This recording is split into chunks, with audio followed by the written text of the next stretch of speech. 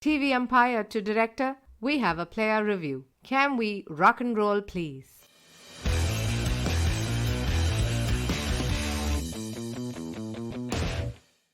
Hello and welcome to episode 46 of Bits and Pieces, the world's most friendliest cricket podcast. I'm your host for today, Abhishek Chopra, El Chopernos on Twitter. And joining me, the only other person in the panel today is Srinath Sripath. The question you could ask is why only two of us today? I mean, one is obviously the post-World Cup fatigue. People have better things to do, Football World Cup being one of them, and other random stuff. The other reason is also that 46 divided by the two of us is 23, and both of us are in the prime of our podcasting careers. Srinath Sripath, yes, he is the voice that warms the cockles of your heart. He learned the ancient and the modern Shastras at Shastra University, and then was on the prowl in the South Campus of Delhi University as he pretended to learn management, went on to do wacky things at an old school company, and then went on to do great things for the digital arm of ESPN Cricinfo, and then catapulted himself into multi-sports, which means the Olympics. He's doing digital stuff for the Olympians now, and is based out of the lovely locales of the Swiss Alps. Srinath Sripath, say hi. And how does it feel to be a part of a two-member panel? Feels awesome, man. I didn't expect a LinkedIn style intro, but we are after all in the podcast helmed by an HR extraordinaire whose career has been successful until this morning, and he has failed to recruit more people onto this pod, as I now allowed to say. Yeah, it's also a day when Tony Sebastian has reportedly broken his TV. Tony is the godfather of this podcast, of course. Sanju Samson has not been selected in the final 11 of the second T20, which has started just now at Mount Maunganui in New Zealand. And so the TV has been broken. Also, the death knell for Twitter has been sounded off quite a few times, but it's still up and running. So we will buzz you with links and reactions to this podcast once it gets recorded. Srinath, let's dive right into our post-mortem of India's T20 World Cup campaign. The previous episode was also all about that, but we haven't had our say. Go on, have a shot at it. No, so you said it's only the two of us who don't have better things to do. It turns out India are included in it. There's now 13 of us, including the guys who are already playing the next T20. So they're also engaged in some T20 cricket less than 7 days technically since the World Cup final, which is absolutely crazy. I feel worse for England, like who've not even gotten their homecoming. At least some 20 guys turn up at the airport, if not open bus parade. But that also didn't happen. So they're out in Australia. Yeah. But it feels more of the same somehow because we've dived straight in. VVS Lakshman, somehow the coach, which has been skewered to death on this podcast in terms of like why we should have someone like Lakshman, what creds does he have to be coach, etc. But hopefully we see a slightly different India going forward. I don't expect too much right away, but what for me stood out was, despite all the talk of last 12 months trying to play a different formula in line with the world's best T20 teams, it felt like come the big stage, we fell back into our comfort zone of, anchoring through the power play. And then like the strike rates and run rate stuff was so different. It's kind of like a throwback 3 years ago, like Rohit Sharma and KL Rahul. So I hope that bilaterals don't hoodwink us in this cycle in terms of what we do now versus what we do when we get to the World Cup. So yeah, that was my main reflection. I think that's where we lost the World Cup as well. Yeah.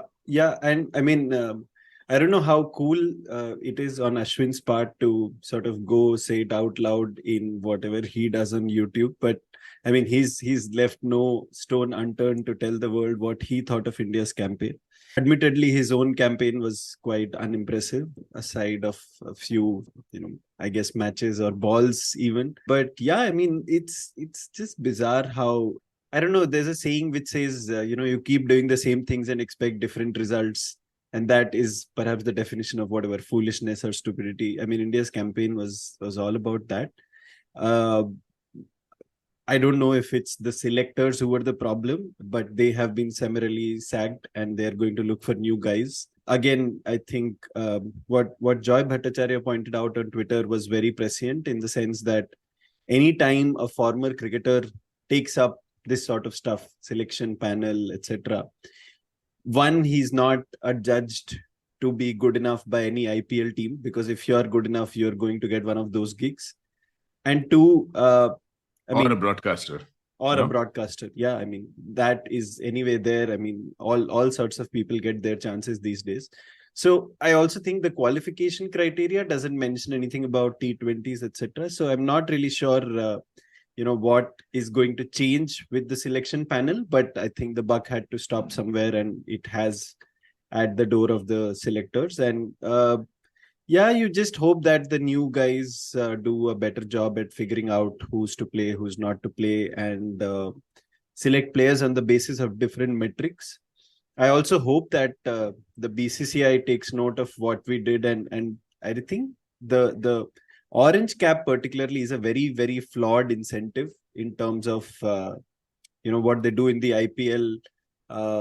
Just awarding the people with the most runs, which anyway favors the top order guys more because they get to play more overs. But also, I mean, it's nothing to do with what the T20 game is all about. I mean, as world famous Sanju Samson fan Tony pointed out on the last pod, I mean, 20 runs of 8 balls is so much better than 30 of 21 balls. So yeah, I think it's just that a lot of these guys have grown up with a very different set of incentives in mind. The currency of runs was the most important thing, and for them to change their approach, I'm not sure how much it is possible. And maybe, as who's that, Brendan McCullum, if you can't change the man, or something like that needs to happen. So yeah, I think like you're spot on, and I never thought I'd say this, right? Like I'm kind of jealous of how England approach. Forget T20 cricket, even ODI cricket. Was following a little bit of the game yesterday. So Moeen Ali was leading the team. Yeah. And if you go by commentary wisdom and what traditionally people say, the guy was chasing 280, the team was in trouble. What does he do? He does like 10 of 4 balls, 1-4, 1-6, and he gets out to the spinner. I'm not saying that's how ODI cricket should be played, but that's the definition of a mindset influencing a culture over a 6-7 year window. Because one of the big decisions they had to take after 2015 was who to keep, right? Yeah. And this goes unnoticed, but Andrew Strauss didn't cull Owen Morgan from that lot that got trashed and hammered at the ODI World Cup. That in turn has changed quite a bit. I'm not saying we should replicate the same structure or anything, but I find it really ironic and, a closed member club kind of feels seeing Zahir Khan, Kaif and Shastri, 2 of whom have an IPL gig and the third one who's had an India gig, coming and pontificating that we don't need to play overseas leagues or whatever, which is absolutely strange, right? Because if you go by the whole none of India's T20 players have played at the Adelaide Oval, the BBL, whatever. It's not to say that the BBL is a great league or anything. Yeah. It's just that when you have the World Cup in India, every key member of the opposition is played at the ground you're going to host, right? Yeah. And the reverse is true, is a bigger problem or as much of a problem as India or Indian players going out and proving themselves in the T20 leagues. Yeah. So it's kind of really ironic that guys with jobs that pay their bills are kind of being spokespersons in the name of being independent analysts in the media. So all of it is a problem. I don't know where we start fixing it, and I don't think sacking selectors is a panacea for any of this. Yeah. No, and also, I mean, the point about playing T20 leagues is not that you're going to get this experience or that experience. It's just about playing more T20s, man. I mean, you have the Syed Mushtaq Ali Trophy, which is very strategically for the franchisees, held just before the IPL every single year. And I mean, other than that, the boys who are coming up and trying for the India colors are not really playing, T20s, and lots and lots of them play. Get a IPL spot in the 27, 30 sized roster, but I don't know how many of them actually get games and get games consistently at the same position, at the same spot. I know it's only 4 overseas players, but I mean, so much more can be done with just more exposure to T20 cricket. And I think the time has come where we allow people, younger people even, to build careers in just white ball cricket and even T20 cricket. If we don't do that, I think the other teams are going to steal a march above us. And I don't know when we'll have the kind of bowling riches that Pakistan keeps having year after year to be able to establish a good bowling side in T20s. I mean, it's ultimately going to be just Bumrah who's going to be overloaded with so many formats and matches. Yeah. So batting is going to do it for us. And I mean, we've just got to turn the page, or I mean, perhaps completely change the book. I mean, you can keep going on and on about it, but I mean, it just feels like you haven't even tried well enough. Yeah. And even then you're reaching the semi-final. I mean, that's the surprising thing, but yeah, you haven't tried hard enough to do anything about winning this tournament. Yeah, totally. I mean, if you see the scale of riches, you can see why getting to a semi-final is not seen as any form of success, right? Yeah. Just in terms of the player pool and also the revenue pool, so to speak. And you're right, there's ways to do it. No one's saying abandon your domestic season and go play T20s 9 months a year. Yeah. There's 1 or 2 leagues you can give people NOCs to. You don't really have to, say all year round you have to go. You put in a certain structure where if someone goes and plays in a league and that counts towards the IPL auction, that's great. Yeah. No one's going to miss the Syed Mushtaq Ali because you've strategically placed it at a time when nobody else is playing T20 league cricket. Yeah. So, and it benefits the franchises, no? Like they've invested in 2 or 3 leagues already. Yeah. And if the idea is for the other boards to not earn of Indian players, then that's not going really well, is it? In terms of where the team is headed and stuff. Even if you're now saying that, okay, till now we didn't want our boys to be playing around the world because they are the ones who are getting all the revenue. Now your franchisees have invested in like 5 leagues around the world. Can you just say that, okay, Tilak Verma for Mumbai Indians is going to play in South Africa, in UAE, in India, and then he can play Vijay Hazare also. He can play, the long format also. No problem with that. At least just give them a good go in the T20 format, and then, I mean, obviously give them chances in the big league as well. Otherwise, I mean, there's no point. You can keep doing whatever you want at the domestic level. But if the same 11 with plus minus 2 changes is going to turn up at every World Cup, then, I mean, it's not really going to yield anything. There's always going to be guys who are out of these IPL starting 11s, right? Like there's so many. Yeah. And they might all find it hard to be overseas players at most leagues, but at least you're giving them the opportunity to at least try and get to a point where your player pool is only that much more equipped, because you're not going to play world events at the same IPL venues every time. Unfortunately, at least for the next decade, that is locked in. If the grand vision is to render these as, showpiece events on the side, and an international calendar that's small enough only to accommodate the IPL and world events, that's, at least for the near future, that's not going to happen. Yeah. And I mean, the next one is in the Caribbean and the United States. And I mean, if you don't, if the pitches don't change their character completely by then, it's going to have a lot of spin as far as we know. And I mean, I don't really see how we are going to have a good pool of 4 or 5 spinners turning up for that event and turning up with enough T20 cricket under their belt. So yeah.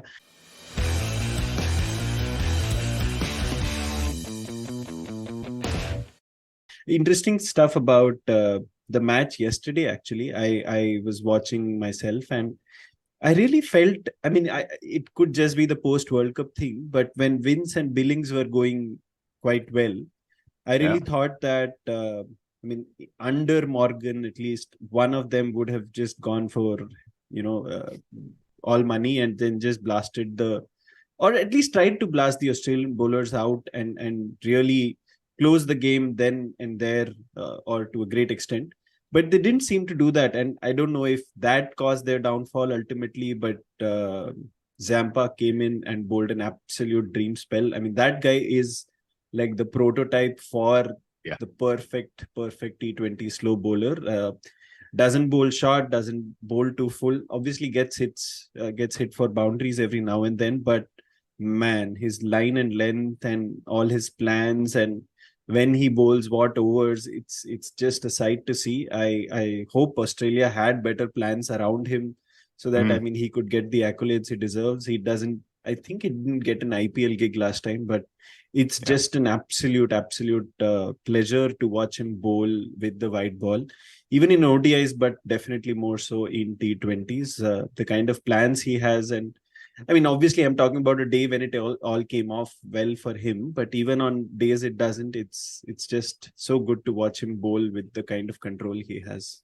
Oh yeah, definitely. And Zampa is a good example to say that the rest of the world, at least the likes of England, New Zealand, Australia, moving on to a place where there's specialists who have pretty much abandoned red ball cricket.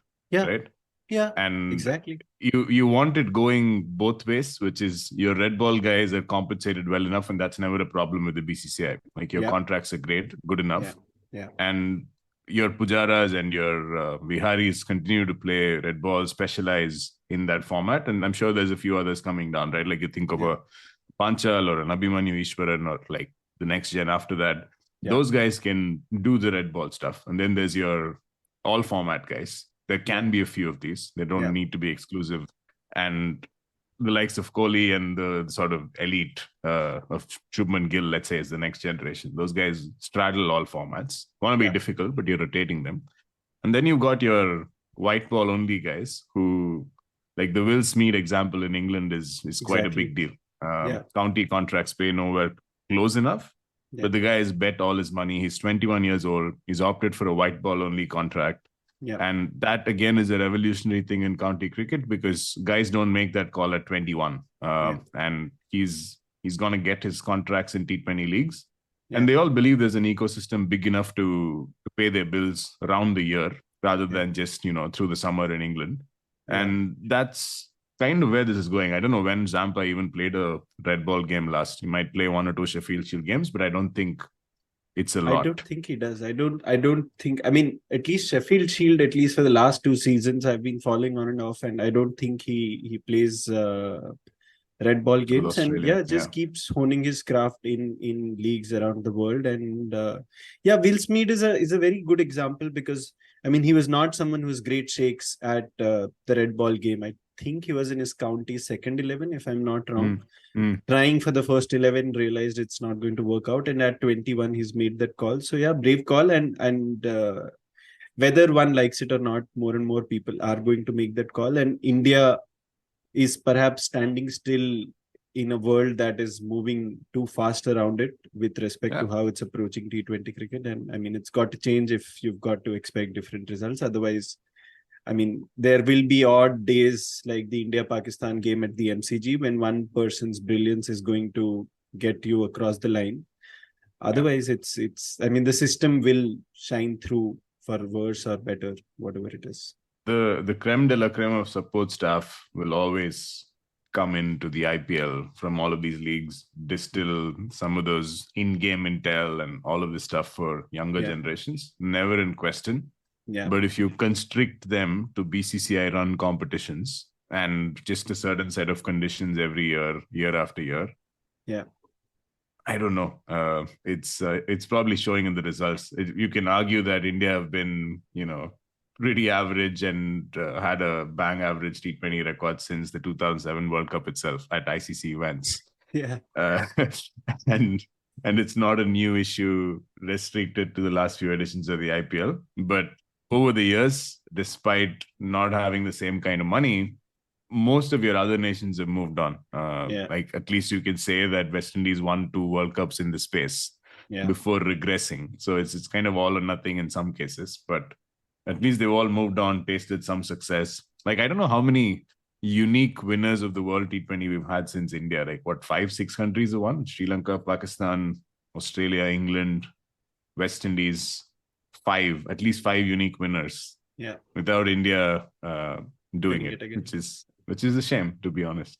And I mean, every time you talk about, progressing further with respect to the mindset of the BCCI or the member boards with respect to T20 cricket, everyone flags off West Indies as if, that's a big major cautionary tale.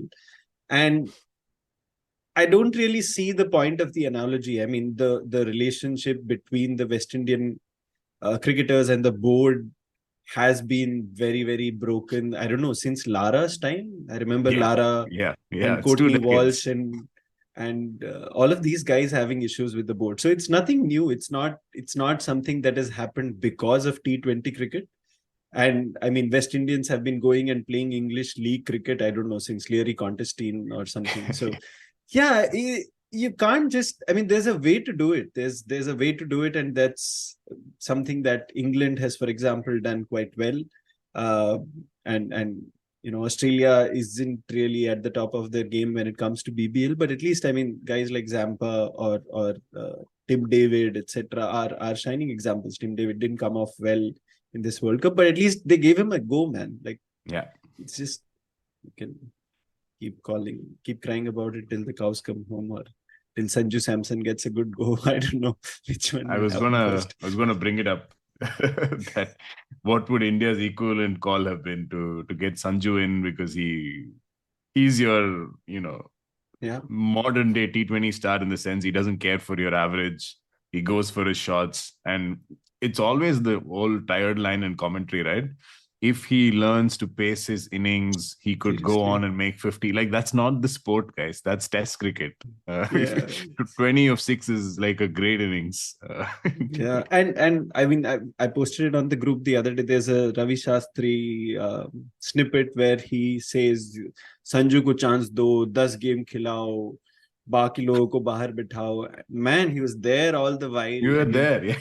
Tony's going to hate this. Tony's a Ravi Shastri fan too. But I mean, he was there all the while, man. He could have cemented his place in the T20 side all this while. But I mean, he never got a good proper go. And it's just bizarre. That man is your guy for the middle order. He's as good as, or can be as good as Surya. But yeah, it's just bizarre how he's... has more fans in the stands than in the BCCI, as Costa pointed it out. That's very accurate. Yeah. And for me, your point about Surya makes a lot of sense, because the guy's 32 now, is it? And made his debut at 30.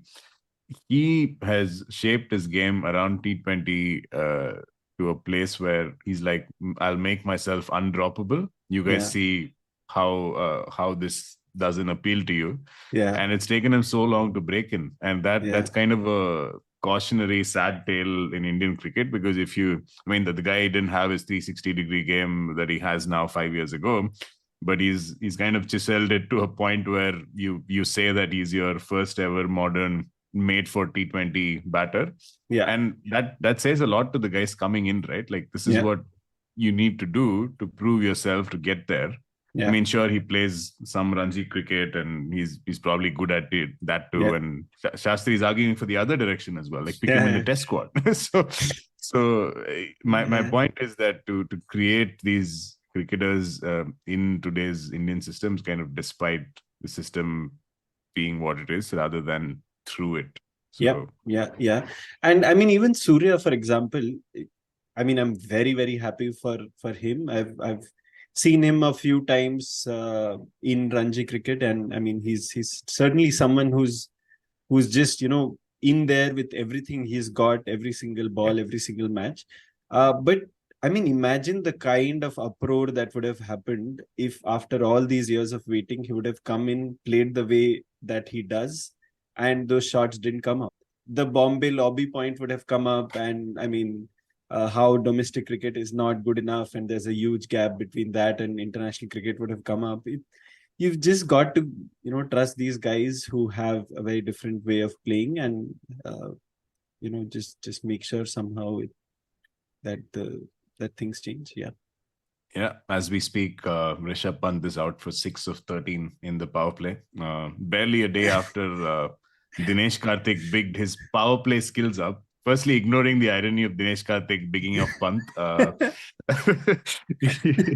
He said he'd be a magnificent batter in the power play, and in the relatively small ground conditions of Mount Mangunui, Rishabh Pant is out for 6 of 13. Wow. No, I'm just glad they're trying out something different. Probably Agreed. It's because they haven't got the same guys. They're resting or doing something else. But I mean, it's just a good move to give Rishabh a go at the top of the order. And I hope that they don't let go of the experiment without seeing proper totally. results. Yeah.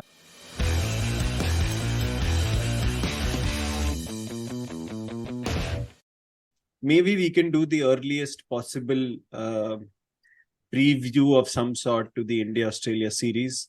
I mean, the teams are not selected yet. Even the venues are perhaps not final while they have been out and about in the Twitter world. But just wanted to ask you, Srinath, what would be, let's say, your favorite moments or favorite tests or whatever else it is from Australia in India? Perhaps we can start beyond 96, the start of the Border Gavaskar Trophy, and talk to us about what your favorite moments are. Yeah, for me, firstly, it's an insanely competitive rivalry that doesn't get the hype that an Ashes gets, for example. I mean, we've started doing it over the last couple of series after the Gabba and everything, but it's just delivered so consistently to the point where it's finally getting its due of a 5-test series every single time they play. I think it's from 24, right? Not this series, but the one after. I was listening to a podcast with, I think it was Alan Border talking to Sidvi. They did a podcast on the... Correct. So it was about the book from the 80s where they were absolutely hesitant to tour India for all sorts of reasons. Obviously, historical baggage about an old colony, but also, the snake charmer era, as I like to call it, with guys getting Delhi belly and everything. And it was kind of funny for them to go through tours without incidents. They didn't have great hotels, etc. So the whole story about the 80s and how Western teams viewed India. From there to now, when those guys pretty much live in India for 5 months a year, most years, is absolutely crazy. And for me, the on-field stuff is delivered pretty much every time. Like, I don't have great memory, so I went back and looked up the different series. The only one I can remember properly is obviously the last one, and a little bit of the 2013 series, because I was at Delhi for I think it was Rahane's debut game, which India won by 6 wickets, and that was basically the homework gate series, right? 2013, and there's been so much good stuff, but for me, if I had to pick like 2-3 moments, starting with the most recent one, the Dharamshala test for me was absolutely insane. Like the context, blockbuster. Like phenomenal test. Obviously, there's like Skuldeep playing and stuff, but like Rahane's captaincy, which we'd love to talk about. I think was it the first time he led India? I think so. In a test match, but I thought like that was an insane game, mainly because India went on the back foot on the first one. Steve O'Keefe destroyed us in Pune. Were you there on the ground? I remember Tony was there for some of those games. I don't know if he was there for this one, but that game basically put a big, spoke through India's ambitions for that series. There was a phenomenal game in Bangalore, and I think Pujara played a brilliant one in Ranchi to save our backs. The Dharamshala test, I remember for multiple reasons. starting with I think the captaincy and the call to pick Kuldeep might have been one of the few Kumble decisions from that era, which actually worked great guns. Yeah. So that's one that I remember. I think we keep forgetting the number of times Jaddu has won his games in Indian conditions. Yeah. I completely forgot that. I know he did well in that game, but I forgot that he was the player of the series after Steve O'Keefe's exploits and what happened in Pune, etc. So that's one. And going back a little further, I don't know, like this game's gotten the wrong kind of headlines. We can talk about Eden Gardens and stuff, but the series we lost in 2004. Yeah. And Murli Karthik's spell on day 5. I don't know if it was not CCI. It was CCI. No? Wankhede. It was Wankhede. Okay, Yeah. right. So chasing 105 or something, Australia get bundled out for 93 on a absolute like minefield. Proper crazy minefield in Bombay. That's the other one. That obviously number one. I don't think there's any kind of debate around Eden Gardens and 2001.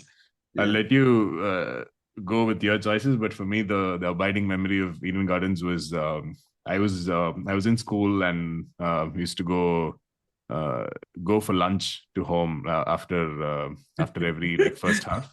So I went back for lunch mainly to see the scores. Left my bag at school. Oh wow, your home was so close to your school. Where was this? Yeah. I lived. My parents lived maybe 10 minutes from school.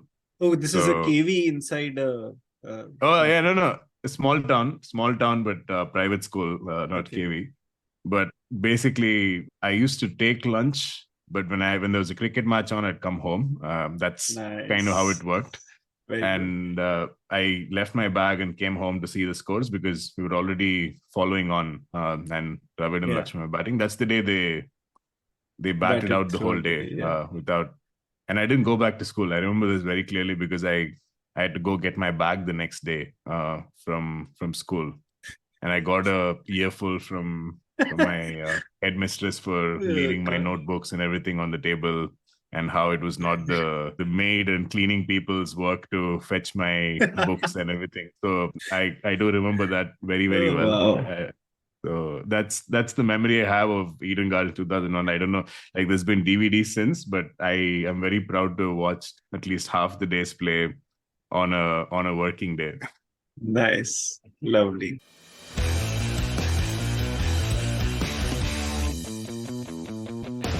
So yeah, I mean, interesting. You mentioned, your exploits of going home, back home during the lunch break when it came to the 2001 test. I have a similar story, not exactly same, but essentially what used to happen was my home was also close to my school, and on days when there would be particularly interesting matches going on, not every single match, because I mean it was painful to do it, but when there were days of particularly interesting cricket matches, I used to ask my mother to get my lunch to the school during the lunch break, and on a piece of paper, like put down the score. So she was like my I don't know what to call it, telephone, teletext or something, like the oldest scorer in the world in that sense. So nice. So my dad used to have this thing. So he went to school in the 70s, right? So it was all radio mainly. Yeah. The 11 to 11:10 was their I think interval, the recess as they used to call it. And he used to run home, listen to the score on radio, and he'll put it on the notice board at the entrance of the school. So he had something similar, but his thing was he would run to his house or his friend's house. I don't know. Yeah. I don't think his parents had a radio, so he used to go to his friend's house, get the score, write down the potted scores as we call it. So Gavaskar 43, whatever, India 125 for 4, and then he'll go back to class. Yeah. So, I mean, very interesting that you mentioned that, because on that, during that test, what my mother did was, I mean, she was seeing, how the match was progressing. She was a big cricket fan back in the day herself. And so she basically got this emergency light, because we used to have a lot of power cuts back in the day, which is also like a radio. So like a one of those 2-in-1, 3-in-1 machines. So she got the radio and my lunchbox and the scorecard on a piece of paper for me, just in case the radio doesn't work. But I think the radio worked for a little bit and I could hear the commentary a little bit. And I mean, it was just insane. And This obviously, is 2001. 2001, yeah. Right. School ended in at what, 1:45, and I still remember how like the kids in the class were like ready, set, go mode at 1:45, just waiting for the Nice. bell to ring. And all of us ran towards our homes, and then obviously you could watch the rest of the day's play. And that's also my first memory of people, like that series is my first memory of people wearing those cooling type bands across on their neck to keep things cool. And I mean, the Aussies of course were had all sorts of stuff going on. They had things that they put on their back, and I remember that season they were also sponsored by a Kelvinator. fridge company, Kelvinator, which was very apt, I thought. And I mean, Hayden was absolutely mad good against the Indian spinners. And 2001, I think what I remember very distinctly, which I even back then I thought was, I think, particularly distasteful. Not so much now in the era of IPL and all the riches that people have, but I think Jagmohan Dalmia was the board president back then. And after he crossed 236, which was the highest test score by an Indian till then, there was something to the effect of saying that Lakshman is going to get 10,000 rupees for every single run after it on the big Eden Gardens scoreboard. Which is, I just thought that it was quite lame back then. But while the game was on, was it? I think while the game was on. I mean, I'm going to go back and check after the podcast ends if it was true. But I remember that distinctly, and I remember going to my mother and telling her that this seems wrong. I don't know what she thought of it, but yeah, it was just one Good of those moral standards for a high schooler. Nice. That was one very distinct memory. And then obviously, I mean, reading about that innings in the book that ESPN Cricinfo came out with on Dravid when he retired, and how Kasparov and Gillespie bowled particularly well, but without much luck, of course, on that day when nothing seemed to come out for the Aussies. It was just a test match for the ages. And I remember I had a long debate with a friend recently after our Gaba win as to which achievement would be categorized as bigger for Indian cricket. I mean, we couldn't come to a conclusion, but I made the mistake of, he's also a 90s kid, I made the mistake of saying that it was the 2021 series win, and God, he bashed me left, right and center. This is the elite cynic on Twitter if he's listening. But yeah. Yes. Right. But yeah, I mean, and we keep thinking about that era of Australia. Very often they're missing one sort of, superstar in their bowling attack, whether it's McGrath or Vaughan. This happened to be one of the few occasions where both of them were around. There was Gillespie, McGrath, Kasparov. I think they bowled 7 or 8 guys in the second innings when India were following on. And between those three, those guys, I'm pretty sure they bowled over 100 overs in that innings, which is absolutely crazy. I know it's like a Kolkata pitch and everything. There's not too many occasions when you see McGrath go wicketless through a day. I think it was day 4, if I'm not wrong, day 4 of the test. So, man, I think that we kind of peaked there against the Aussies for sure. Yeah, and then the umpiring on the last day was bizarre to say the least.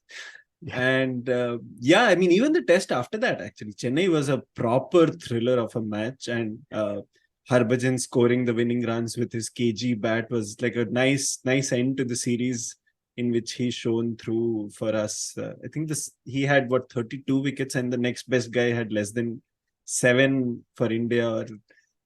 So just a bizarre stat that. And it was quite the series. One of my abiding memories from the Chennai test was something that I discovered when Shane Warne died, and I was looking through Getty Images, and all the pictures of Shane Warne through the ages. And there's a very amazing picture in which I think it's Hayden and Kasparowicz on one side, and like right in their face is the triplet of, I think, Shane Warne, Damien Fleming, who didn't get a chance.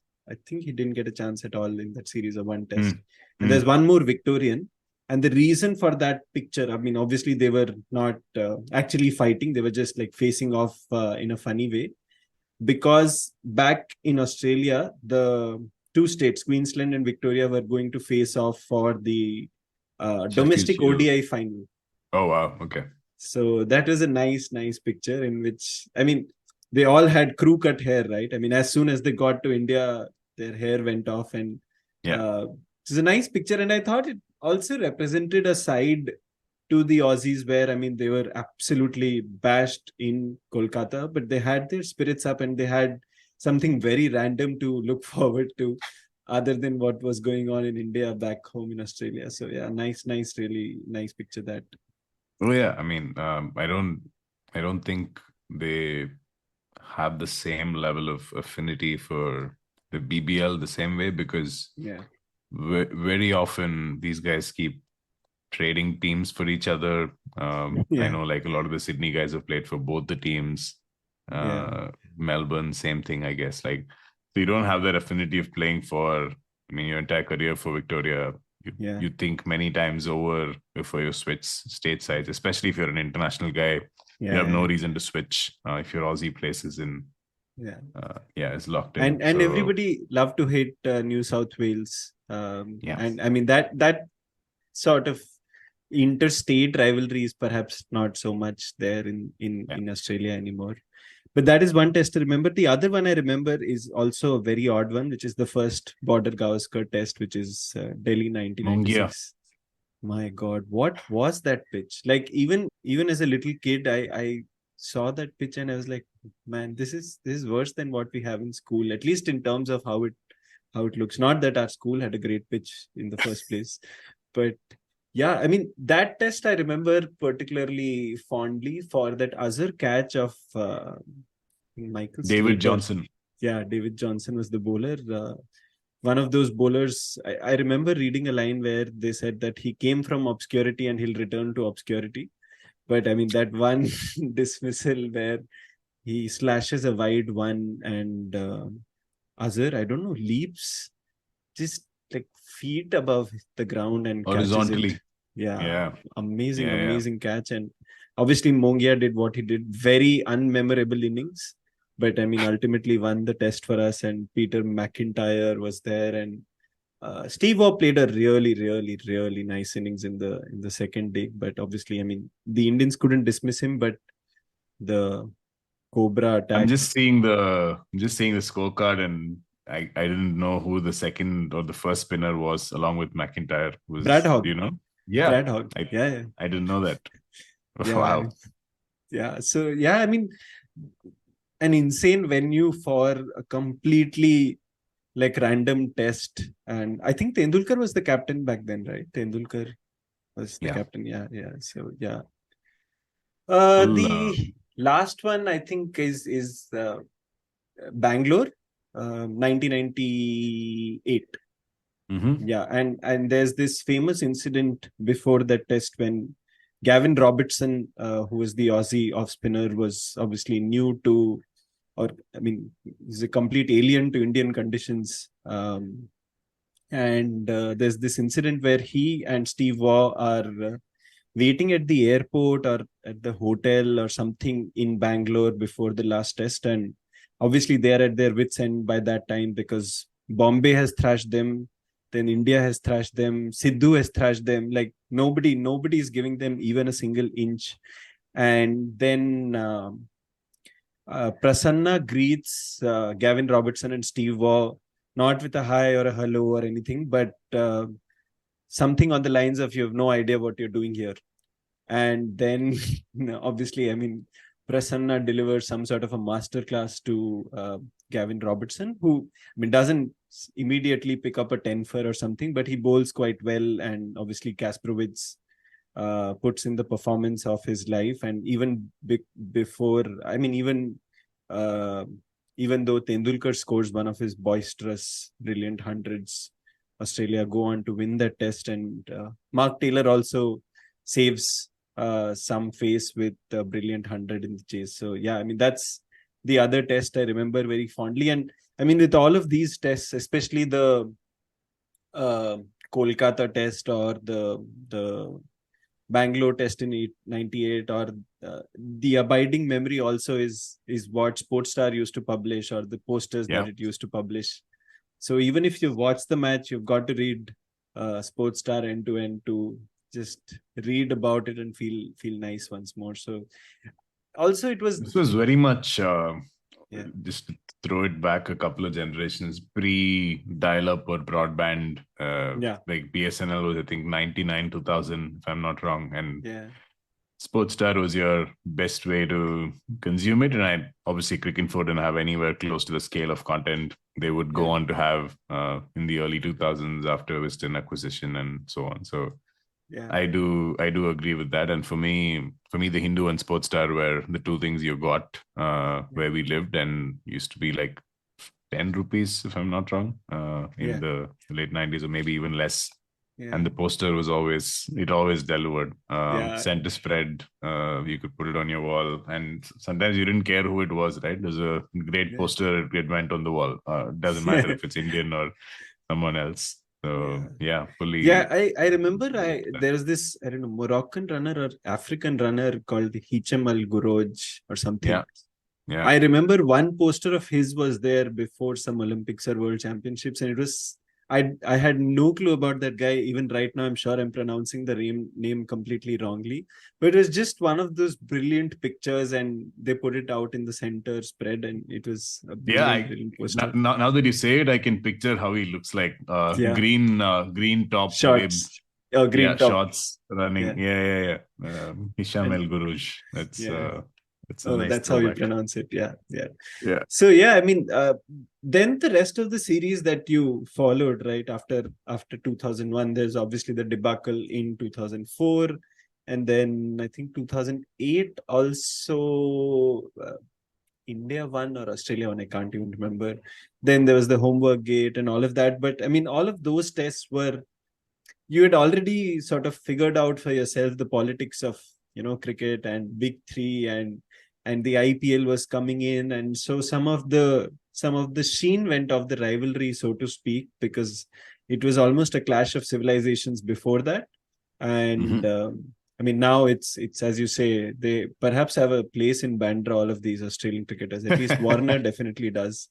So I mean, it's. But again, the last series, because it was Kohli, and Kohli at his I don't know what to call it now. It's almost like a throwback now that he doesn't captain the side anymore. But I remember him coming out with a statement at the end of the series that relationships and friendships with the Australian guys have been damaged forever. And you had the brain fade, and Renshaw doing the Beatty, and man, always delivers on that Renshaw Beatty note. Yeah. The Bangalore test, he was particularly vocal and egging the crowd on, right?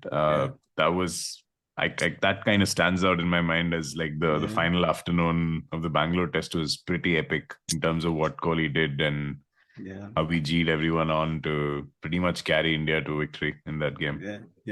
Who also must mention Jason Krejza came as a meteor and went off like that. And again, one of those guys who, I think this was Bishan Singh Bedi who helped him out this time. Okay. So, Gavin Robertson, but different era.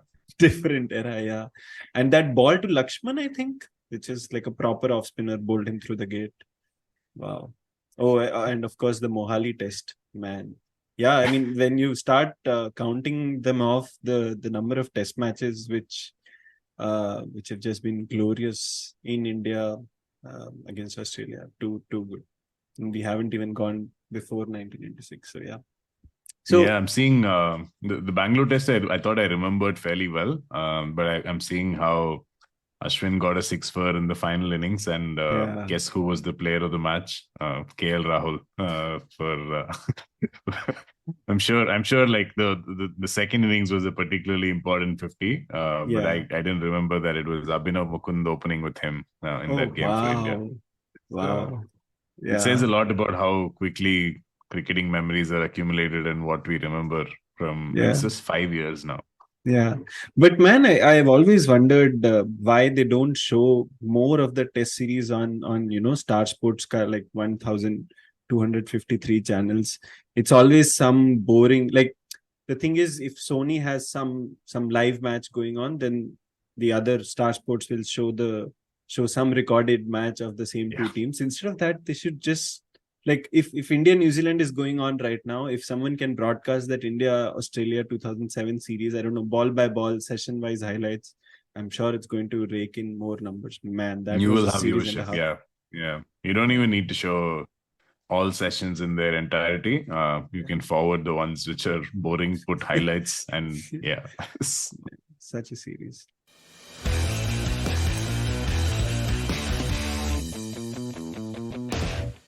What are you looking forward to in the test series? Too early in the day to perhaps look forward to, but yeah, any thoughts? Early thoughts. I think the top one for me is I really hope Bumrah is fit. I just feel we haven't seen anywhere close to enough of him at home. For good reason. He needs to be rested and all of that. But we know we'll have the spin twins back in action. We might even play a third spinner in some of those games. But I just really hope for Bumrah to come back and also for Kohli. I think we've just seen him for so long. I think he's scored so many crucial 50s and 70s and played innings and really difficult pitches abroad. He's done all of that, but take us back to 2017 and show us those big runs again, and that'll be really, really good, right? I mean, against Australia, he doesn't love playing anyone more than that.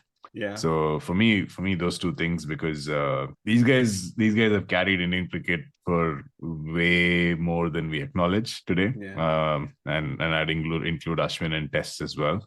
And Jaddu, as I said, like the guy has been delivering match after match, series after series at home, and it just gets dismissed as just at home when you forget to consider that that's almost half or more than half their careers. If someone performed at that level for half their careers, you should be worshipping them as opposed to dismissing it as dust bowls and favorable conditions. I mean, so what, man? Like he's one of two people who's good enough to be picked in these favorable conditions out of 1.5 billion.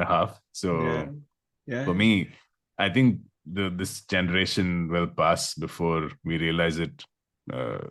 Not too long after. I don't know when. I'm sure we'll have Australia series every 2 years, but we don't realize these guys are now in their early to mid 30s or closer to mid 30s than their early 30s. So I think that generation overall, but particularly Kohli and Bumrah for me. No, I think you've hit the nail right on the head with Kohli. I remember he was not going too well in the 2017 series against Australia. So I really, really hope that while we'll miss his captaincy in Test cricket, but I mean, he comes off quite well with the bat against the Aussies. The other thing I'm looking forward to is really Indians playing better against spin, man. Like it's supposed to be one of those home advantage things where I don't know, Indians have really regressed against. Do you see Surya getting in on that basis? I don't think so. I mean, don't think. But yeah, I mean, if they can discover some new star, it's going to be great, especially in the middle order. And I know the stats perhaps don't bear it out as well as they should. India still has pretty good numbers against spin in all conditions. But yeah, I mean, sometimes it's just like you don't want to lose even one wicket to a spinner in Indian conditions. We've grown up watching all of that. And so it just feels disappointing when like, for example, Stephen O'Keefe delivers that sort of performance. And I mean, whatever the pitch may be. The other thing that I'm really looking forward to is Glenn Maxwell. I've always been a big fan of the guy, and I'm sure he's wasted a lot of his talent already. And again, I mean, some 50th birthday party. He's injured his leg and he's out for 3-4 months. So he's going to come in cold. But I remember he played a good hand or two in that 2017 series, and someone who can really counter attack with all the shots that he's got against spin in Test cricket. And so hope he does well, but not too well, so that India can still win. And yeah, I mean, the point about Jaddu, and if Jaddu was an English or an Australian cricketer, make no mistakes, he would have been praised to the moon. Home conditions, away conditions, doesn't matter. They would have like lionized him, to the moon and back. So yeah, I mean, he doesn't always get his due for the very accurate stuff that he bowls in tests in India. And I mean, he's got his game down to a pat in these conditions. So yeah, I mean, he's also been a little unfit, a little out of form, or whatever it is. So I hope he and Ashwin can really deliver the killer blow. And of course, he can't not have Akshar Patel, Teri Khopri mein tel, doing the business. So yeah, at least in the Ahmedabad test, I'm sure it'll end in 2 days or something. I'm sure, yeah. So that's the part I forgot, right? Like he might actually start all games because of his batting and what he offers at that part of the batting order. So yeah, he's another one to look forward to. And him and Bumrah are actually younger than this crop. And it's kind of, Bumrah will continue to play on off because of his fast bowling abilities and his nature of role as well. But it's going to be nice to see that passing of the baton, so to speak, gradually, if not in the series per se. Yeah. On that Olympic note of passing the baton, we should call it a day. It's been really nice talking to you, Srinath. And let's say bye to our audience and ask them to give us 5 stars on all platforms that they hear our podcast on. Bye. Absolutely. Thank you. Thanks, Jobs. TV umpire to director, we have a player review. Can we rock and roll, please?